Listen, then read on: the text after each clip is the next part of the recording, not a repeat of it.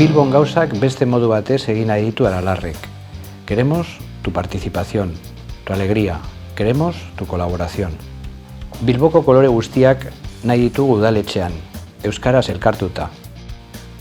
Queremos estar en el ayuntamiento por el Bilbao rebelde, que pelea por lo justo, que defiende los derechos de todas y todos, que persigue la igualdad de la mujer.